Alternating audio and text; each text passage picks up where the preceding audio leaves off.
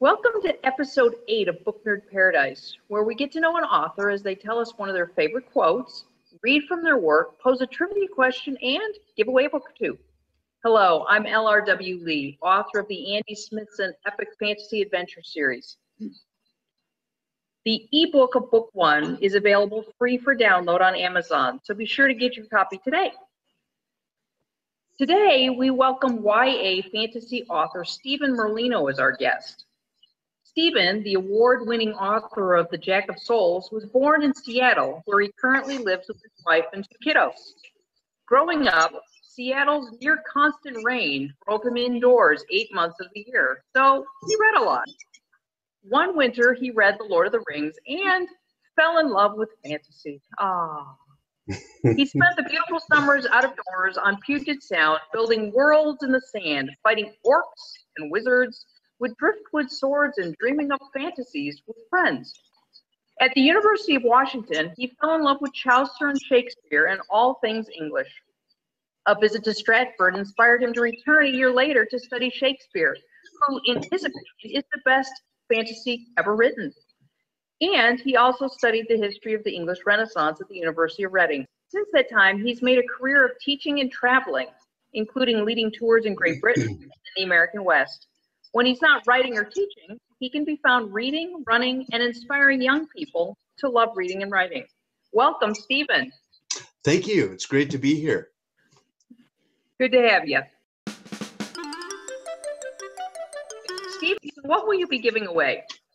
I've got a hardback copy of The Jack of Souls, and with it are 2 tarot cards, the Jack from the cover, and also the Maid of Blades, who is the female lead of the book. You can see them both on the cover here. But this is a hardback copy, and this is what you get. So to enter the hardback, please make sure you go to YouTube and leave a comment. That's all it takes. Liking the episode will not enter you, so please make sure you just leave just a really brief comment and you'll be entered. So would you give us a brief synopsis of Jack of Souls? Yep, happy to. I'm just going to read part of the back here. An outcast rogue must break a curse put on his fate or die on his 19th birthday. As the day approaches, nightmares from the spirit world stalk him and tear at his sanity. Sorcery eats at his soul. To survive, he'll need more than his usual tricks. He'll need help, and a lot of it. But on the kingdom's lawless frontier, his only allies are other outcasts. One of these is Karis, a mysterious, horse-whispering runaway intent upon being the queen's first female knight. The other is Sir Willard, ex-immortal, ex-champion, now addicted to pain-killing herbs and banished from the court. With help, Herrick might keep his curse at bay, but for how long? Alone, Herrick must face the temptation of a forbidden magic that could break his curse, but cost him the only woman he's ever loved. Gives me the shivers just to read it. That sounds like an exciting adventure, for sure. So Stephen will be reading a portion from this in just a minute. So you'll get a preview of what you can win when you enter the giveaway by leaving a comment. Stephen, you've selected one of your favorite quotes to share with our listeners. What is it and why is it a favorite? This is a quote that a friend of mine invented in college when his mother kept telling him not to be an English major because he needed to face reality and get a real job. And so at the time he was taking Latin and he was taking classics classes. And so he came up with a Latin phrase, which is veritatem superate, which means triumph over reality. And this was this was a retort to his mother. And ever since then, it's been sort of the motto of myself and my friend David Crow. He's a comedian. He absolutely triumphed over reality and did something useful and fun with his life. And of course, I'm a fantasy writer, so it fits.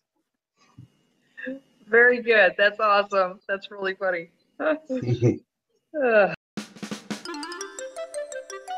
You'll be reading from the Jack of Souls. Would you briefly set up what you're going to share and then go ahead and read? Sure. I'm reading from the end of chapter 1. And in order to understand what's going on, you need to know that on this world, there are 3 moons. Each of them controls a different tide of magic. One is the Bright Mother, which is a white moon, very like ours, that controls the magics of nurturing, healing, life, and so forth. And then there's the Mad Moon, which is blood red and controls the powers of entropy and destruction. And then there's the Black Moon, or the Unseen Moon, which controls the tides of the spirit world. And that moon is black. So when it's up in the sky, you can't see it except where it masks some stars, and then you can kind of pick it out. But it's very mysterious. It doesn't behave like a regular moon. Here's one of the pictures inside. That's where this first scene takes place that I'm going to read to you. One other thing you need to know is that Herrick has a very good friend named Karis, who is skeptical that there is in fact a curse laid on his fate and that it will kill him. This scene takes place the day before he is supposed to die. Herrick woke in pain, bony hands around his throat. He twisted against their hold until he tore away and shot upright as his enemy dissolved into fog. Staring about in confusion, he gulped the air. His candle had dwindled to a guttering stub, but it was enough to illuminate the stream of fog sieving through the shutters and burying the floor. Already, the fog stood as high as the top of his mattress. He bolted from the bed, sending his forgotten sword skittering to the floor, where it disappeared beneath the fog. Something cold entwined his knees. Something hard seized an ankle. He cried out and wrenched free, tripping to the door and throwing it wide to plunge down the stairs, only to find the stairwell overflowing with fog. White hands, like the hands of drowned men, reached from its surface to grasp at his arms. He cried out, stumbling backward and thrashing to the window. Throwing the shutters wide, he saw the mad moon full on the horizon, its red skin blazing like fire. The fog filled the valley in all directions. Only the peak of the inn and a few distant hilltops stood above the tide, tiny islands of safety. Something moved across the face of the unseen moon. A shimmer barely glimpsed, like a reflection from the depths of a well. Whispers teased at the edge of Herrick's mind. "We see you." A shiver crawled up his spine. "Fly to us, be free." The black moon kissed the horizon. It was setting, which meant dawn was near. As it touched the fog, an oily stain seeped across the surface of the sea, spilled ink on red linen. The stain meandered across its surface until it touched the shores of Herrick's Island. A path. A tingle of horrible hope ran through him. Might the path to the unseen be an offer of freedom in the afterlife? Of protection from his mother's ghost, which surely waited on the other side as she waited in his nightmares? Or should he wait for the fog to reach him and then fight, weaponless and naked, against a sea of clawing hands? The fog boiled over the eaves near enough to touch. Its hands and tendrils grew bolder, scrabbling toward his toes. A bold arm flung from the fog and scraped his heel. "Jump! Fly!" said the voices. Herrick crouched, heart pounding, legs tensing to spring. "Herrick?" said an unfamiliar voice. "What are you doing? Where are your clothes? God's take it for interrupting." He reset a slipping foot and tensed to spring, only to watch in dismay as the unseen's path and figures faded from the fog. Stars winked where the black moon had been. "No!" he gasped. "Herrick, answer me!" Herrick stared in confusion as crimson drained from the fog and Karis's head and shoulders rose through it directly before him, a dream interrupting a nightmare. "Herrick, what in the black moon are you doing?" She clamped a strong hand on his ankle. "If you jump, you make her stupid doom come true." Claws erupted from the fog and seized her hair from behind, hauling her head back and peeling her from the gable. She yelled, twisting aside while clinging to the roof with one hand and to Herrick's ankle with the other. Then she dropped, as if something knocked her feet from beneath her, and her grip jerked Herrick's foot from the slates. He fell, slamming his side to the roof before she released him, and he plunged over the edge into the fog. Somehow, he caught the lip of the roof with one hand and slowed his descent enough for Karis to snatch his wrist. Icy hands collared him and squeezed. He pried at them with his free hand, but they were bone hard and slippery.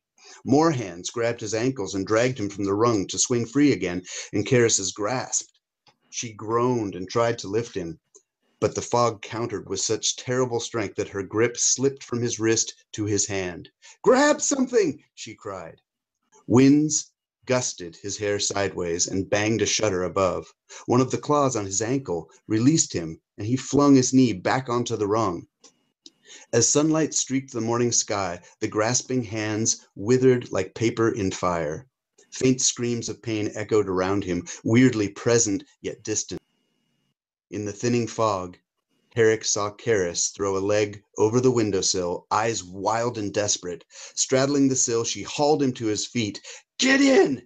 She practically shoved him through the open window, and he tumbled through. Karis piled after him. She staggered to her feet. "What in the black moon was that?" she gasped. Herrick blinked. He took her hands in his to steady himself and managed a wry smile. "That," he said between panted breaths, "was my mother." End of chapter 1. So my trivia question last week was from Harry Potter, and the question was, what is Cho Chang's Patronus? And the answer is it's a silvery swan, and that's in Book 5, Order of the Phoenix. So Stephen, you have a trivia question for us. What is that? I do, and the question is, what is the name of the direwolf of the youngest Stark offspring in Game of Thrones? Okay, well, that certainly will be a challenge for many of us. Yes. Here's a hint. It's not Teddy Bear. Oh, okay. Well, at least you give us a hint. Okay. Yeah. ReadFantasy.org was founded on the principle that literature is powerful in changing lives. As such, ReadFantasy.org is dedicated to providing free fantasy books without requiring you to sign up or give your email address. Choose from over 40 fantasy titles from 20 authors, all free. To see all these titles, go to ReadFantasy.org. Okay, any final thoughts you'd like to leave with our listeners? Yes, I would like to say, first of all, thank you for reading. It is such a pleasure to send a book out and then hear back from people. So if you do buy The Jack of Souls or get it for free if you're an Amazon Prime person, send a note to me. I'd love to hear what you think. And I know that every author feels that way. Hey, thank you for those words, Stephen. Good advice. Mm-hmm. Very good. So I hope you've enjoyed getting to know Stephen Merlino a little bit. I'm LRW Lee, author of the Andy Smithson Epic Fantasy Adventure Series. The ebook of Book One is free to download on Amazon, so be sure to do that. Our guest next episode will be YA sci-fi author Laura Little Nolan, discussing her brand new release, The Ark. A snippet of the book's description reads, a meteor is on a collision course to destroy Earth, and 16-year-old Char is right where she belongs, in prison. If she is to survive, she must use all the tricks of the trade to swindle her way into outer space. Thank you so much for watching. Click the button to subscribe to the Book Nerd Paradise YouTube channel so you don't miss upcoming authors, giveaways, and answers to trivia questions.